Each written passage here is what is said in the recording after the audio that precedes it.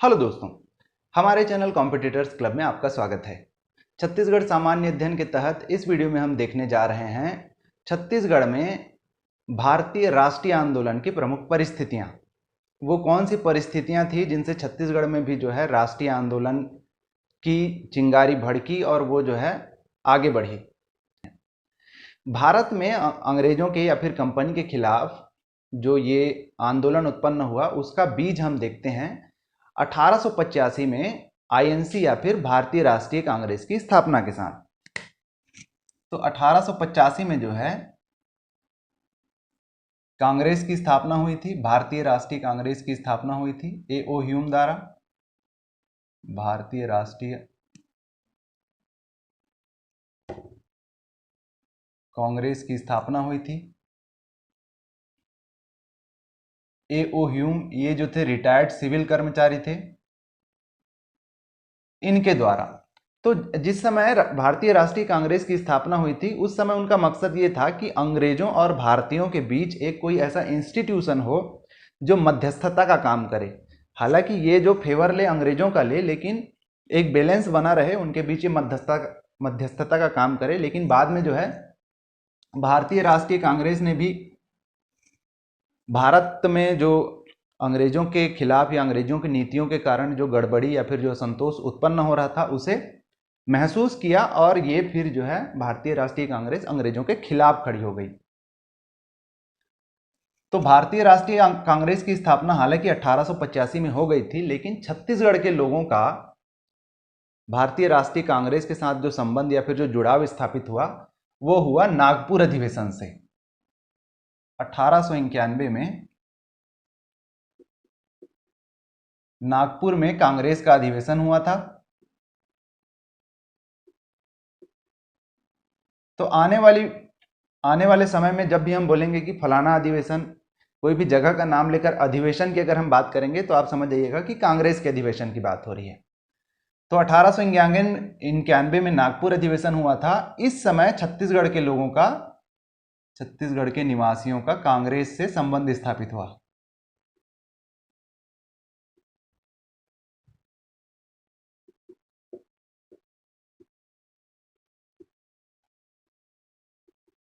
संबंध स्थापित हुआ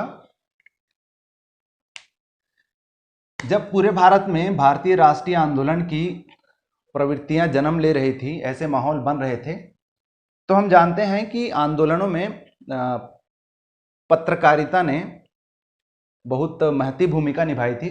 तो हम क्या करेंगे कि हम ये जो पूरा वीडियो देखेंगे वो कालक्रम के साथ चलेंगे, यानी कि हम समय लेते चलेंगे और क्रोनोलॉजी के बढ़ते क्रम में, यानी कि सन के बढ़ते क्रम में जो है हम प्रमुख जो परिस्थितियां थी, प्रमुख जो घटनाएं हैं उनका वर्णन करते चलेंगे। तो 1891 में नागपुर अधिवेशन में छत्तीसगढ़ के निवासियों का कांग्रेस से संबंध स्थापित हुआ। सन 1900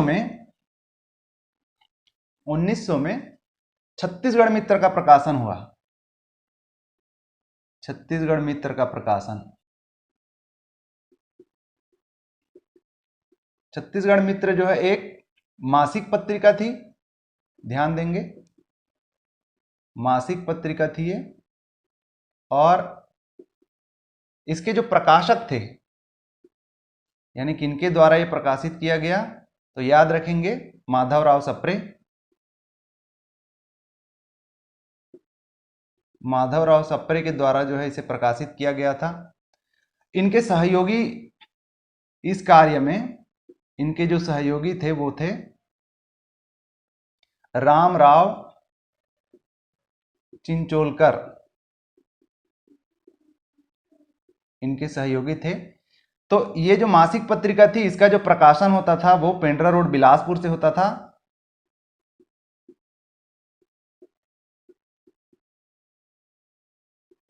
पेंड्रा रोड बिलासपुर से इसका प्रकाशन होता था। तो जो राष्ट्रीय परिस्थितियां हैं या आधुनिक इतिहास के तहत जो राष्ट्रीय आंदोलन की परिस्थितियां हम देखते हैं, इसमें सारे के सारे पॉइंट्स जो हैं बहुत इंपॉर्टेंट हैं।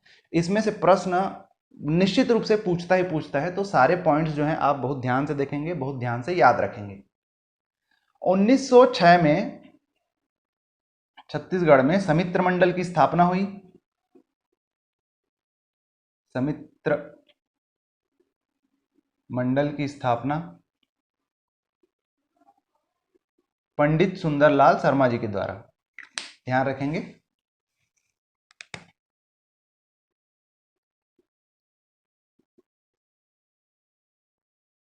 पंडित सुंदरलाल शर्मा जी के द्वारा समित्र मंडल की स्थापना हुई। 1906 में ही छत्तीसगढ़ कांग्रेस की इकाई यानी छत्तीसगढ़ में जो है कांग्रेस की शाखा की स्थापना हुई। 1906 में कांग्रेस की छत्तीसगढ़ शाखा की स्थापना हुई। किनके सहयोग से? नाम याद रखेंगे, सीएम ठक्कर।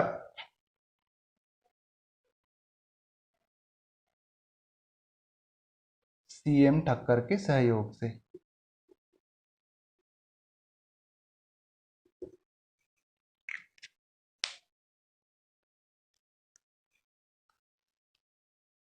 उन्नीस सौ 1907 में जो है कांग्रेस का सूरत अधिवेशन हुआ और कांग्रेस में फूट पड़ गई। कांग्रेस जो है गरम दल और नरम दल में बंट गया। ये तो हुई राष्ट्र की बात। 1907 में हुआ सूरत अधिवेशन और कांग्रेस में फूट पड़ गई।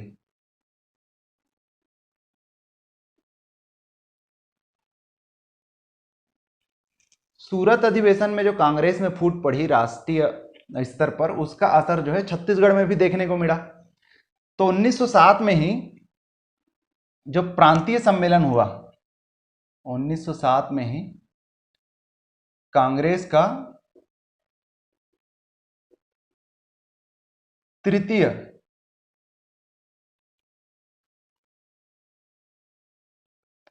प्रांतीय अधिवेशन हुआ। यहां पर भी कांग्रेस में फूट पड़ गई और कांग्रेस जो है गरम दल और नरम दल में विभाजित हुआ। कारण यह था कि उस समय वंदे मातरम जो गाना था वो अंग्रेजों द्वारा वर्जित था। अब जब ये कांग्रेस का तृतीय प्रांतीय अधिवेशन हुआ तो जो इसके अध्यक्ष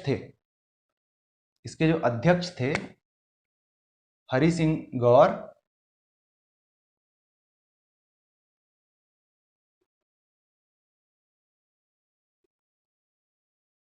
वो वंदे मातरम से अधिवेशन की शुरुआत करना चाहते थे। कुछ लोग इससे सहमत नहीं हुए क्योंकि अंग्रेज उस पर कार्रवाई कर सकते थे। इसी बात को लेकर लोगों में जो है कांग्रेस के लोगों में फूट पड़ गई। दो धड़ों में विभाजित हो गए, गरम दल नरम दल।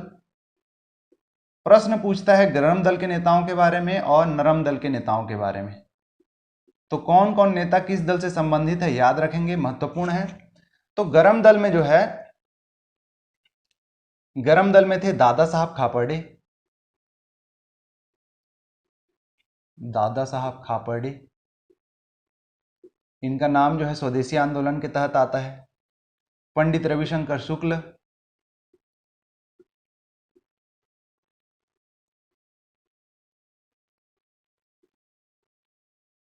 माधवराव सप्रे,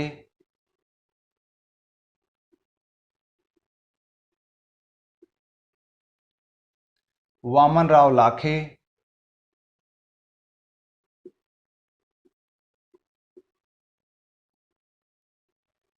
आदि जो हैं ये गरम दल के नेता हुए। और नरम दल के जो नेता थे वो थे हरि सिंह गौर,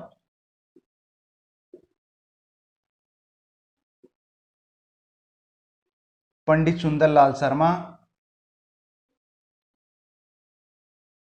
पंडित सुंदरलाल शर्मा ने छत्तीसगढ़ के कांग्रेस इकाई के गठन के साथ ही सदस्यता ग्रहण कर ली थी।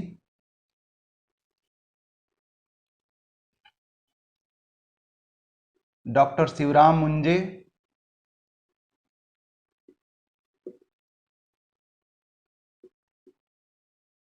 डॉक्टर मघोलकर और केलकर आदि जो हैं ये नरम दल के नेता हुए। तो ये नाम याद रखेंगे इनसे सामान्यतः प्रश्न पूछता है। कई बार प्रश्न पूछता है कि सूरत अधिवेशन में जो है छत्तीसगढ़ से कौन कौन भाग लेने गए थे। तो ध्यान देंगे, सूरत अधिवेशन में छत्तीसगढ़ से पंडित सुंदरलाल शर्मा गए थे,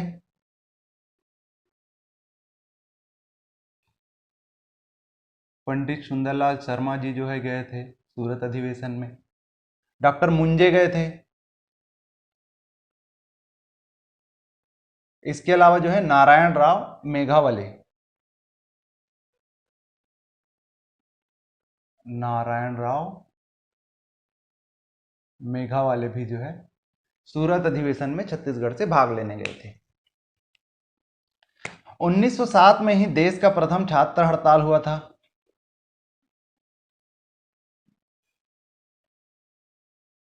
देश का प्रथम छात्र हड़ताल राजनांदगांव में हुआ था, और ये हुआ था ठाकुर प्यारेलाल सिंह जी के द्वारा।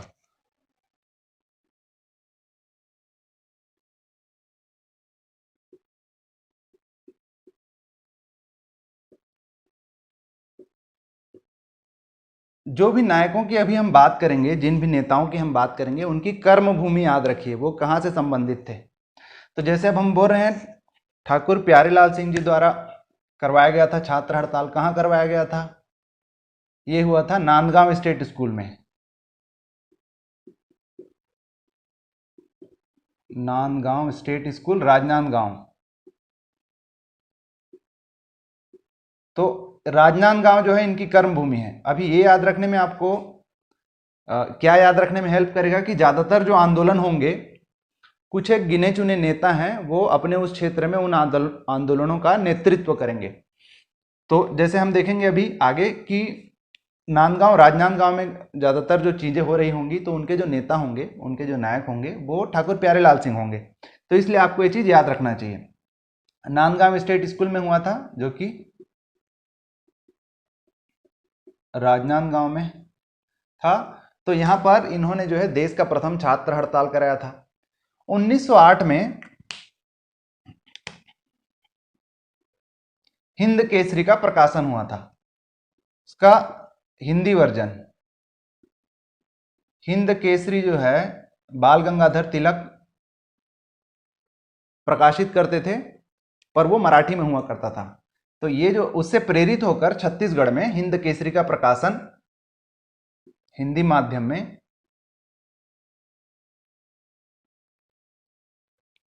माधवराव सप्रे द्वारा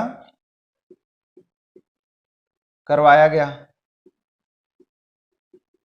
तिलक से प्रेरित थे ये, बाल गंगाधर तिलक से।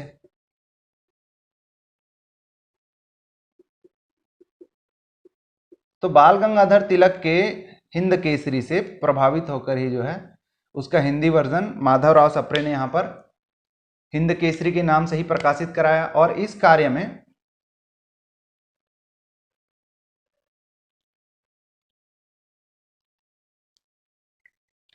1909 में सरस्वती पुस्तकालय की स्थापना की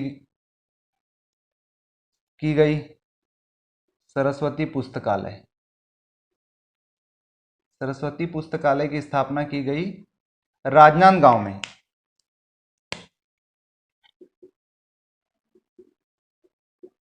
किनके द्वारा? ठाकुर प्यारेलाल सिंह जी के द्वारा। तो जैसा मैं अभी थोड़ी देर पहले ही बता रहा था, आप याद रखेंगे, जैसे राजनांदगांव में ज़्यादातर जो गतिविधियां हो रही है, उनके नायक कौन है? ठाकुर प्यारेलाल सिंह। तो राजनांदगांव में सरस्वती पुस्तकालय की स्थापना की गई। उद्देश्य क्या था कि वहाँ की जो जनता है, जो क्षेत्रीय वहाँ की जनता है, उनमें राष्ट्रीयता का प्रचार प्रसार हो और राष्ट्रीय आंदोलन की जो गतिविधियां बन रही है उनके बारे में उनको जानकारी हो। तो द्वारा, किनके द्वारा? ठाकुर प्यारेलाल सिंह जी के द्वारा। इस कार्य में इनके सहयोगी थे,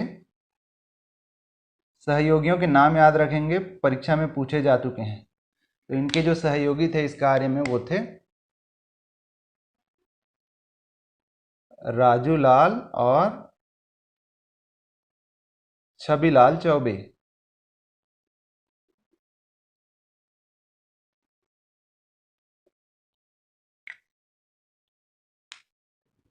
1912 में 1912 में पंडित रविशंकर शुक्ल द्वारा जो है कान्यकुब्ज सभा की स्थापना की गई।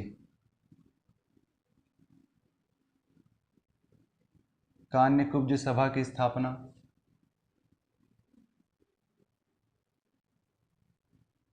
किनके द्वारा? पंडित रविशंकर शुक्ल द्वारा।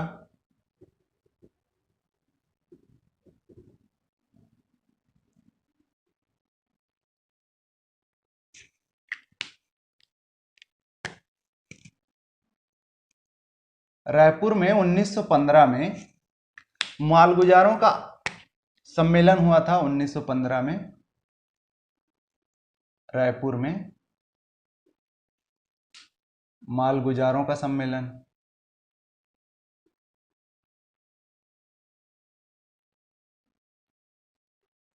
इनमें सिर्फ डेट याद रखिएगा, ज्यादा कुछ जानने लायक नहीं है परीक्षा की दृष्टि से।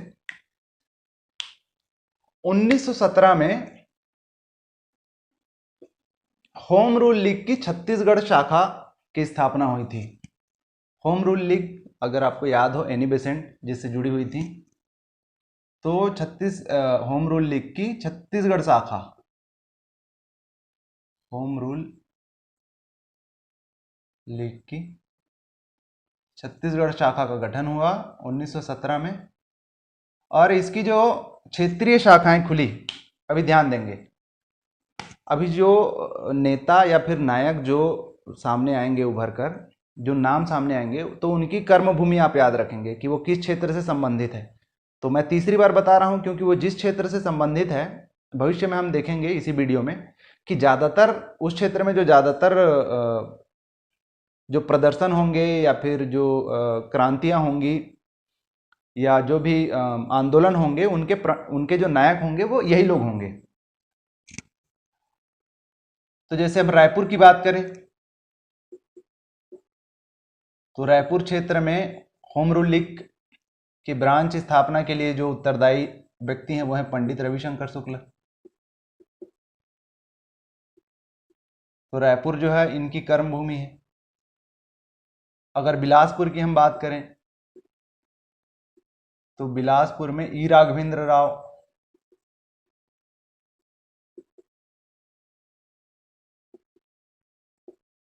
दुर्ग में घनश्याम सिंह गुप्त,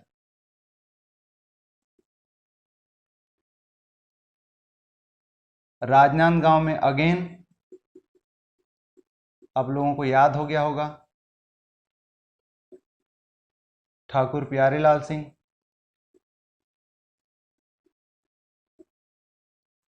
इस प्रकार 1918 में इस होम रूल लीग का जो है प्रांतीय सम्मेलन हुआ था। इसका जो है होम रूल लीग का 1918 में क्षेत्रीय सम्मेलन हुआ।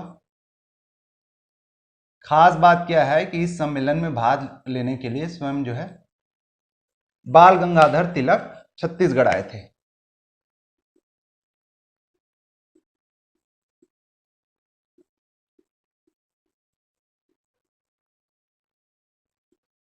छत्तीसगढ़ आगमन हुआ था।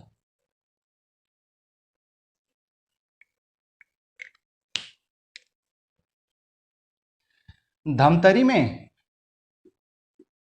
बाबू छोटेलाल श्रीवास्तव जो है इसके नायक थे, छोटेलाल श्रीवास्तव। 1918 में ही पंडित सुंदरलाल शर्मा ने जनेऊ कार्यक्रम प्रारंभ किया था। ये जो है अछूत उद्धार से संबंधित कार्यक्रम है। पंडित सुंदरलाल शर्मा जो है अछूतोद्धार के कार्य में गांधी जी से बहुत पहले ही लगे हुए थे छत्तीसगढ़ में। इसीलिए हम बाद में देखेंगे कि इस मामले में गांधी जी ने उन्हें अपना अग्रज या फिर गुरु माना है। तो ये जनेऊ कार्यक्रम था, राजिम में चला रहे थे। किनके द्वारा? पंडित सुंदरलाल शर्मा।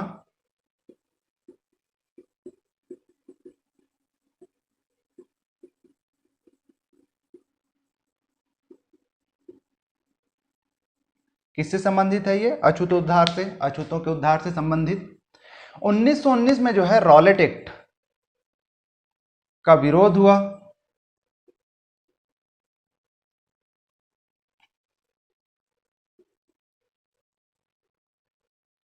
अगर आपको रॉलेट एक्ट के बारे में नहीं पता है तो ये एक्ट जो है, रॉलेट एक्ट, अंग्रेजों को ये अधिकार प्रदान करता था कि ये जो है किसी को भी, जो भी इस प्रकार के आंदोलनों में लिप्त हैं, बिना सुनवाई के उनको गिरफ्तार कर सकता था। और रॉलेट एक्ट के अंतर्गत किसी को भी गिरफ्तार किया जा सकता था, उनको एकल सुनवाई में सजा दी जा सकती थी, और जो सजा उनको दी जाती थी उसका जो है फिर कहीं पे कोई सुनवाई नहीं था, यानी कि आप उसको किसी हायर कोर्ट में जो है चैलेंज नहीं कर सकते। जो भी प्रेस या समाचार पत्र आदि थे उनको जो है इस एक्ट के तहत सीज किया जा सकता था, बंद किया जा सकता था। तो रॉलेट एक्ट को जो है काला कानून भी कहा गया। तो इस रॉलेट एक्ट का जो है विरोध हुआ। सामान्य प्रश्न पूछता है कि कहां कहां पर किनके किनके नेतृत्व में विरोध हुआ। तो रॉलेट एक्ट का विरोध हुआ बिलासपुर में, जो है बिलासपुर में ई राघवेंद्र राव और बैरिस्टर छेदीलाल थे विरोध के नायक, बैरिस्टर छेदीलाल और ई राघवेंद्र राव।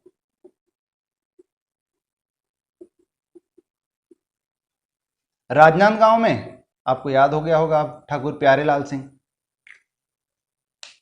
1920 में खिलाफत आंदोलन हुआ। उस खिलाफत आंदोलन में भी जो है छत्तीसगढ़ के लोगों ने भाग लिया। तो खिलाफत आंदोलन के बारे में सिर्फ इतना जानिए कि ये खलीफा से संबंधित है। तुर्की के जो खलीफा होते थे उन्हें दुनिया भर के मुसलमान अपना धार्मिक गुरु मानते थे, तो उनके खिलाफ अंग्रेजों के किसी नीति के कारण जो है पूरे जो मुसलमान थे वो उग्र हो गए थे, उन्होंने विरोध किया था। तो ये है आपका खिलाफत आंदोलन के नाम से इसको जाना जाता है, खिलाफत आंदोलन। प्रश्न आपसे इसमें इसी प्रकार के पूछेगा कि खिलाफत आंदोलन के तहत जो है छत्तीसगढ़ के इस क्षेत्र में किनके द्वारा विरोध प्रदर्शन किया गया। तो इसका जो नेतृत्व है रायपुर में इसका नेतृत्व कर रहे थे पंडित रविशंकर शुक्ल। पंडित रविशंकर शुक्ल कर रहे थे, और इनके साथ जो थे वो थे असगर अली। असगर अली। बिलासपुर में जो है खिलाफत आंदोलन का नेतृत्व कर रहे थे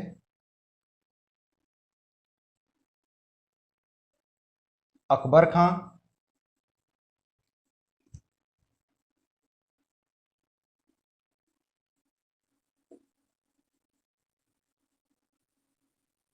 वजीर खां और हकीम खां।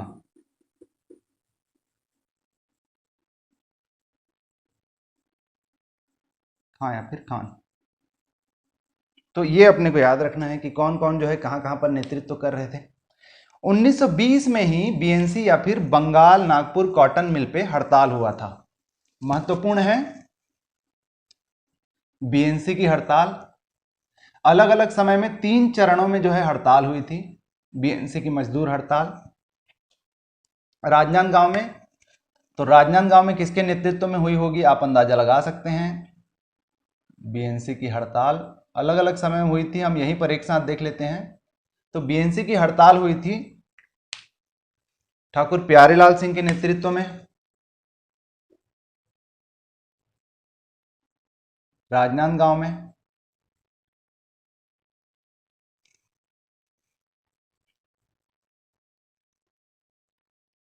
तीन बार यह हड़ताल हुई थी। कब कब हुई थी, क्यों हुई थी, उसको हम संक्षेप में देख लेते हैं। पहली हड़ताल हुई थी 1920 में। यह हड़ताल जो है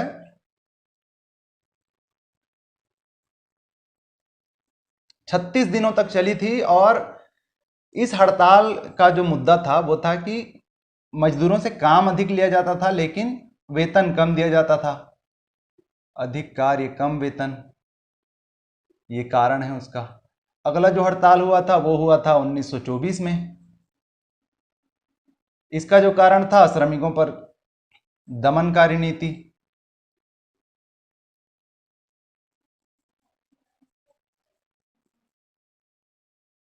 और तीसरा जो हड़ताल हुआ था वो हुआ था 1937 में, और ये वेतन में कटौती के कारण हुआ था।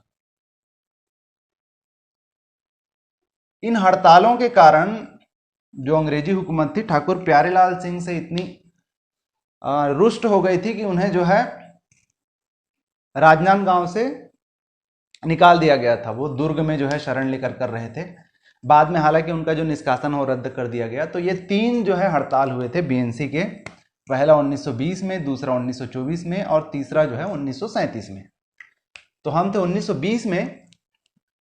1920 में जुलाई 1920 में छत्तीसगढ़ में एक ऐसा सत्याग्रह हुआ था जिसने अपना ध्यान, पूरे देश का ध्यान जो है अपनी ओर खींचा था। जुलाई 1920, और ये था कंडेल नहर सत्याग्रह। महत्वपूर्ण है, ध्यान देंगे। कंडेल नहर सत्याग्रह धमतरी जिले में जो है रुद्री के आसपास कंडेल नाम का एक ग्राम है। तो रुद्री बराज जो बना है वहां से अंग्रेजों की ऐसी नीति थी कि एक राशि लेकर, एक अनुबंध तहत, कम से कम 10 साल के अनुबंध के तहत आसपास के गांवों को पानी दिया जाना था।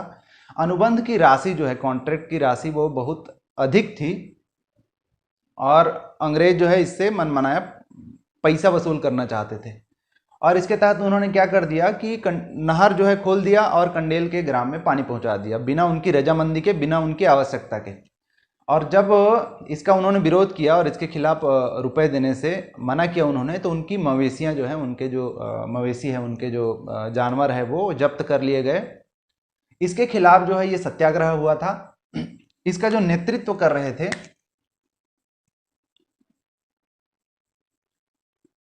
वो थे पंडित सुंदरलाल शर्मा।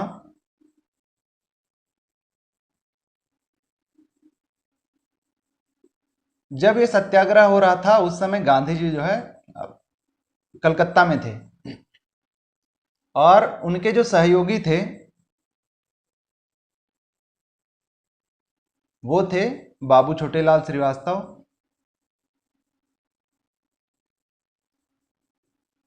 छोटेलाल श्रीवास्तव, नथुजी जगताप,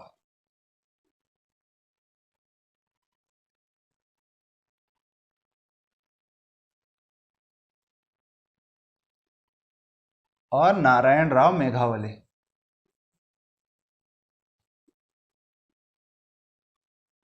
मेघावले ये उनके सहयोगी थे। इसी कंडेल नहर सत्याग्रह के लिए पंडित सुंदरलाल शर्मा जो है वो कलकत्ता गए थे, और उन्होंने गांधी जी से मुलाकात की थी और उनसे निवेदन किया था कि वो छत्तीसगढ़ आए।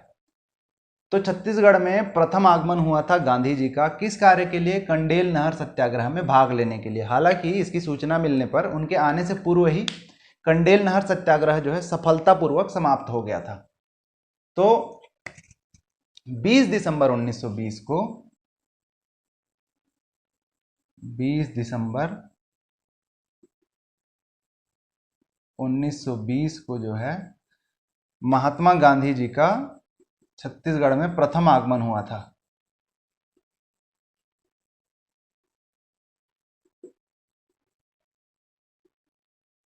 प्रथम आगमन हुआ था, ध्यान रखेंगे, उनका 2 आगमन हुआ था, इसलिए हम इसको प्रथम आगमन बोल रहे हैं। 21 दिसंबर को वो धमतरी में थे,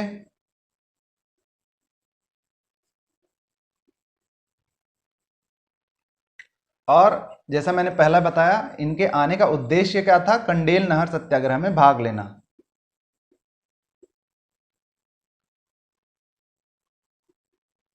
इससे प्रश्न पूछे जा चुके हैं। कंडेल नहर सत्याग्रह में भाग लेने हेतु 1920 में ही, बाद में जो है इसके बाद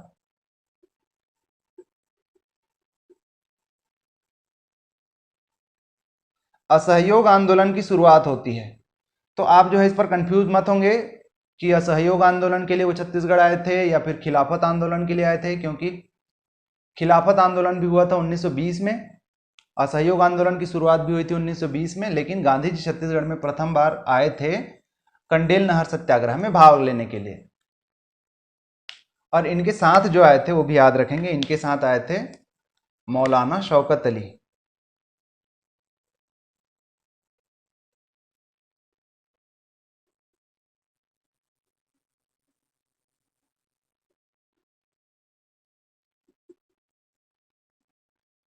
शौकत अली।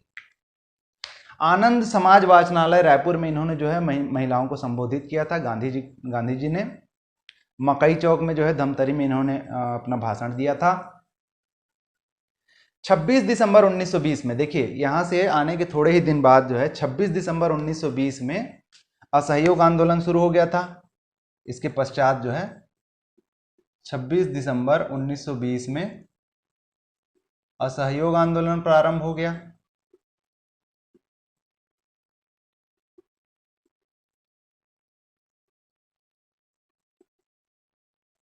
तो असहयोग आंदोलन के तहत जो है क्या किया जाना था, एक तो विदेशी वस्तुओं का बहिष्कार करना था, सरकार का जो सरकारी संस्था थी उसका विरोध करना था, उपाधियों का त्याग करना था, जो न्याय प्रशासन था यानी उसके अंतर्गत वकालत का त्याग करना था। ये सारी घटनाएं जो है की जानी थी।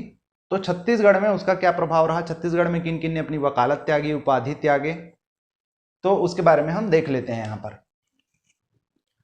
असहयोग आंदोलन के तहत छत्तीसगढ़ से वकालत का त्याग करने वाले लोगों में थे, वकालत का त्याग करने वाले लोगों में रायपुर से थे रामदयाल तिवारी,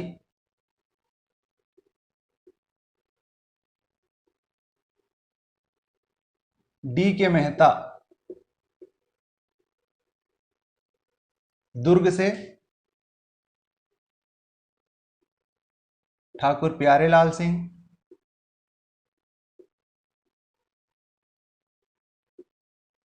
उस समय ये निष्कासन में दुर्ग में थे, घनश्याम सिंह गुप्त,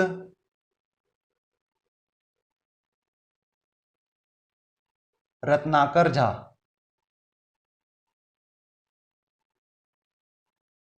बिलासपुर से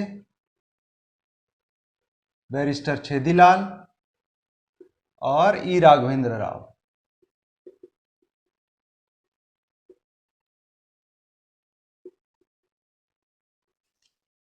तो एक चीज का अंदाजा तो आपको हो गया जैसा मैंने पहले बताया, और अब मैं चौथी बार बता रहा हूं कि जो लोग जहां से बिलोंग करते हैं, जिन नेताओं की जो कर्म भूमि है, वहां से संबंधित ज्यादातर जो कार्य हैं उनसे वही संबंधित हैं। जैसे घनश्याम गुप्त जो हैं दुर्ग से हैं, तो दुर्ग में कोई भी आंदोलन होगा तो उससे संबंधित रहेंगे।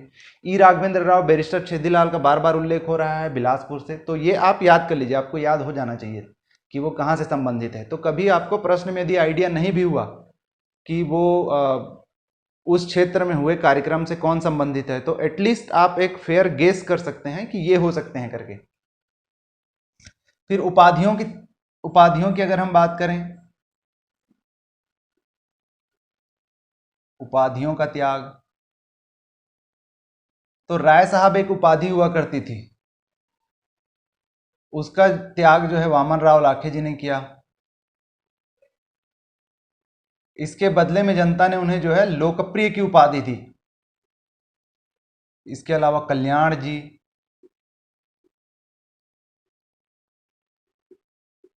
मोरारजी, मोरारजी देसाई वाले मोरारजी नहीं है भाई, छत्तीसगढ़ के हैं, गोपी किशन,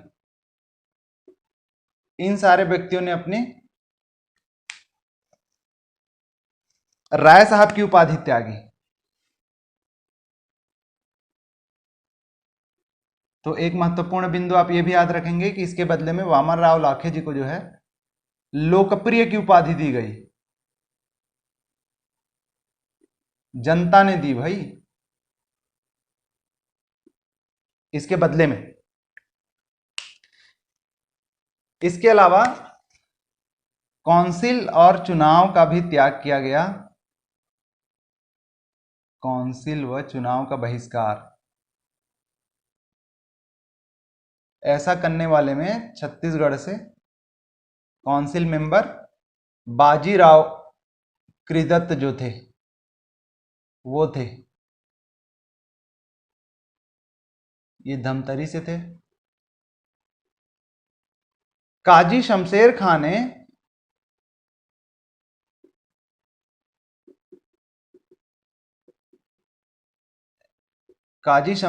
जो है ऑनरेरी मजिस्ट्रेट की उपाधि त्याग दी।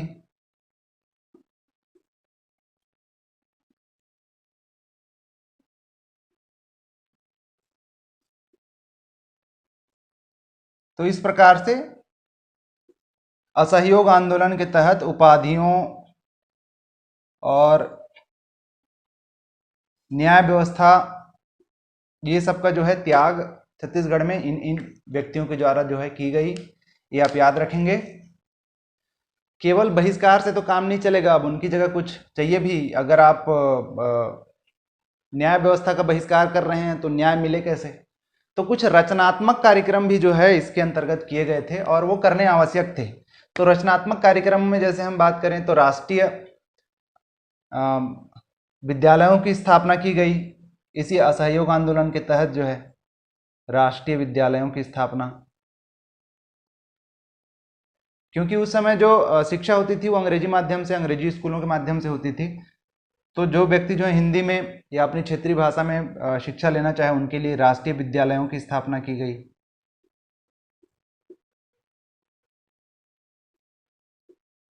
ये रचनात्मक कार्य हैं। अब कहाँ कहाँ किनके किनके द्वारा की गई? तो रायपुर में की गई माधवराव सप्रे जी के द्वारा, धमतरी में की गई बाबू छोटेलाल श्रीवास्तव जी के द्वारा,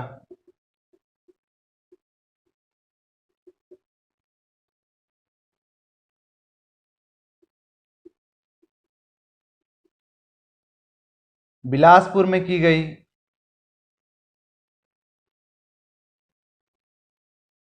बद्रीनाथ साव जी के द्वारा।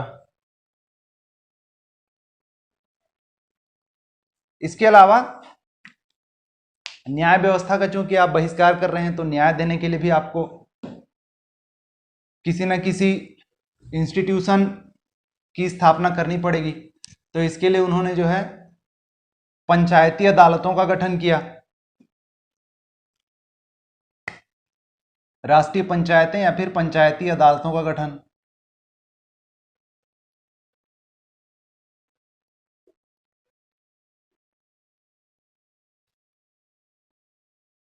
रायपुर में जसकरण डागादी के द्वारा,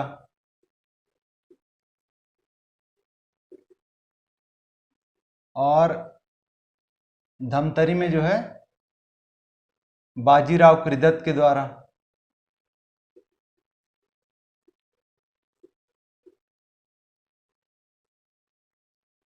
इसके अलावा जो है आश्रमों की स्थापना की गई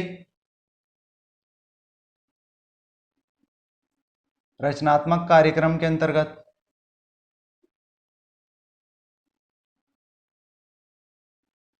तो जैसे सत्याग्रह आश्रम की स्थापना की गई रायपुर में,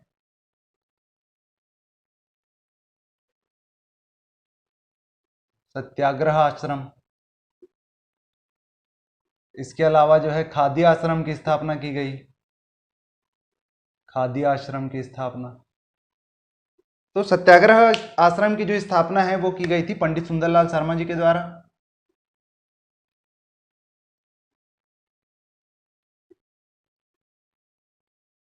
और खादी आश्रम की स्थापना की गई थी ठाकुर प्यारेलाल सिंह एवं वामन राव लाखे जी के द्वारा।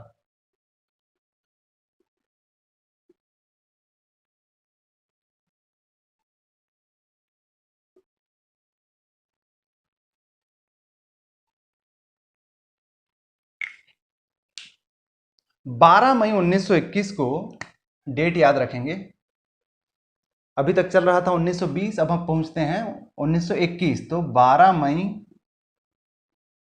1921 को जो है कर्मवीर के संपादक और राष्ट्रीय कवि माखनलाल चतुर्वेदी की गिरफ्तारी होती है।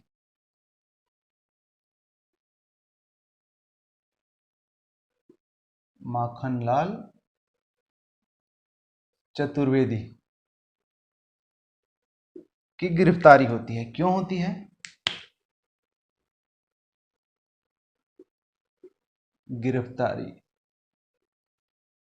ये होती है जबलपुर से।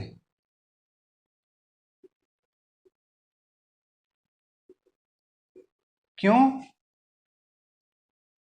क्योंकि बिलासपुर के सनचरी पड़ाव में इन्होंने ब्रिटिश शासन के खिलाफ ओजस्वी भाषण दिया था। 21 मार्च को, 21 मार्च 1921 को बिलासपुर के सनिचरी पड़ाव में भाषण। ये कहाँ है? बिलासपुर में। यहां पर अंग्रेजी हुकूमत के खिलाफ ओजस्वी भाषण दिया था। इसके एवज में उन्हें अंग्रेजी सरकार ने जो है गिरफ्तार कर लिया 12 मई 2021 को। और जेल में ही रहते हुए उन्होंने कुछ बहुत फेमस और बहुत महत्वपूर्ण कविताओं की रचना की, जिनसे कम से कम एक रचना से हम सब जो है परिचित होंगे। तो ये जबलपुर से इनकी गिरफ्तारी हुई और इनको जो है बिलासपुर जेल में रखा गया।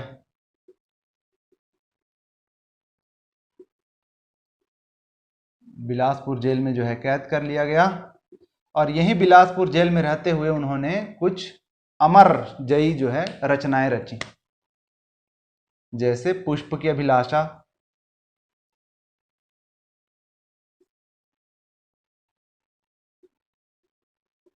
जैसे पूरी नहीं सुनोगे तान,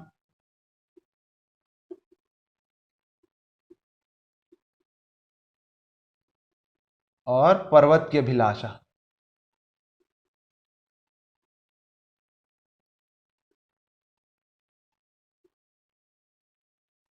ये सारी रचनाएं जो है उन्होंने जेल में रहते हुए ही पूरी की। तो माखनलाल चतुर्वेदी जो है वो कर्मवीर के संपादक थे।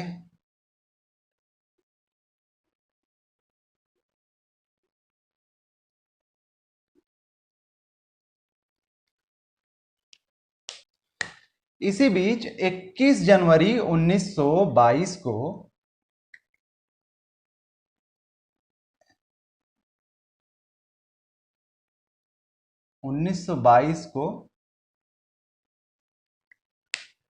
नगरी सिहावा जंगल सत्याग्रह होता है।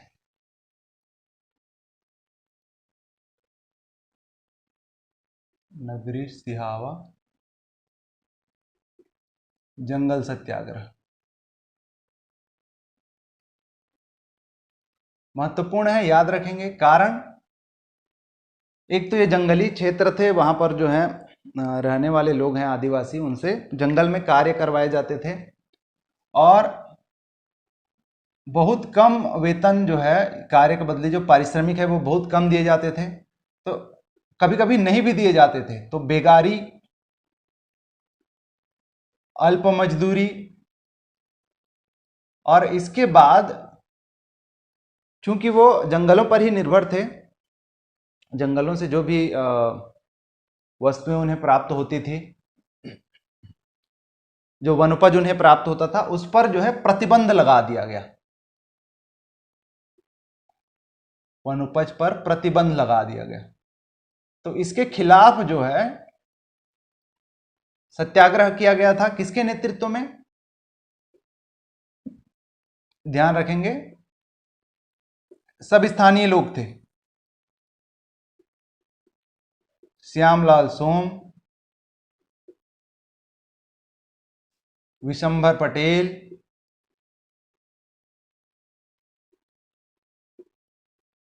पंचम सिंह, शोभाराम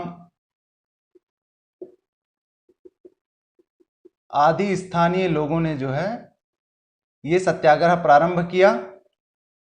चूंकि बाद में इनकी गिरफ्तारी हो गई, लेकिन इनकी गिरफ्तारी पश्चात जो है कुछ बड़े नेतृत्व ने इस सत्याग्रह की कमान संभाली।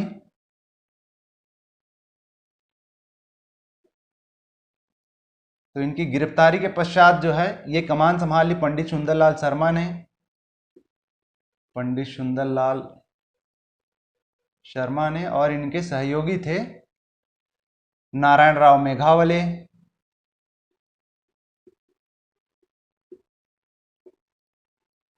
बाबू छोटेलाल श्रीवास्तव,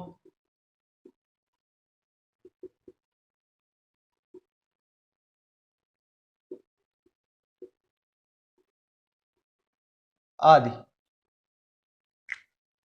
1922 में ही पंडित सुंदरलाल शर्मा की भी गिरफ्तारी हो गई। 1922 में पंडित सुंदरलाल शर्मा की गिरफ्तारी हुई।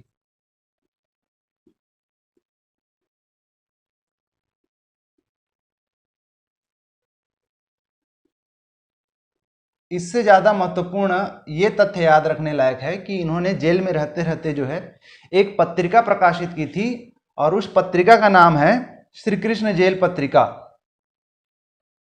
श्री कृष्ण जेल पत्रिका का प्रकाशन। तो महत्वपूर्ण पॉइंट है, पूछता है श्री कृष्ण जेल पत्रिका का प्रकाशन जो है किसने किया था? तो पंडित सुंदरलाल शर्मा ने किया था। कहां से? जेल से ही किया था, और संभवतः इसीलिए इसका जो नाम है श्री कृष्ण जेल पत्रिका रखा गया है। जनवरी 1923 में स्वराज पार्टी का गठन हुआ।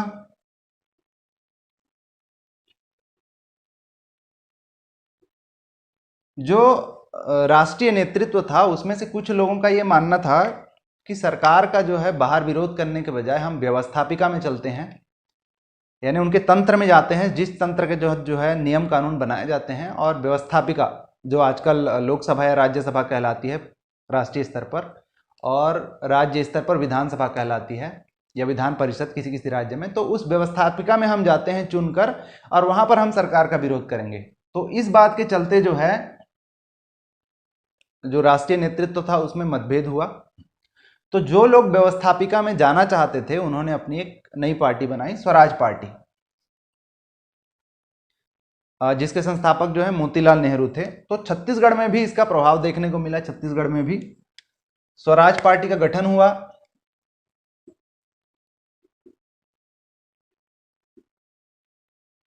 उद्देश्य क्या था?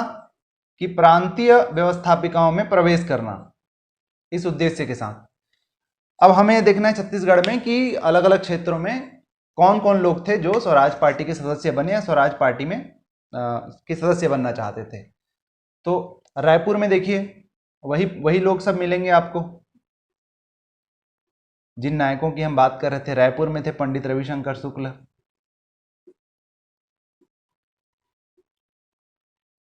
शिवदास डागा,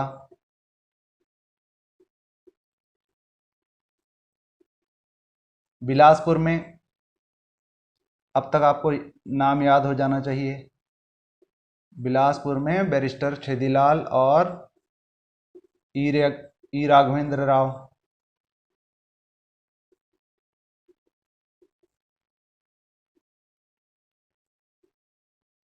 दुर्ग से घनश्याम सिंह गुप्त,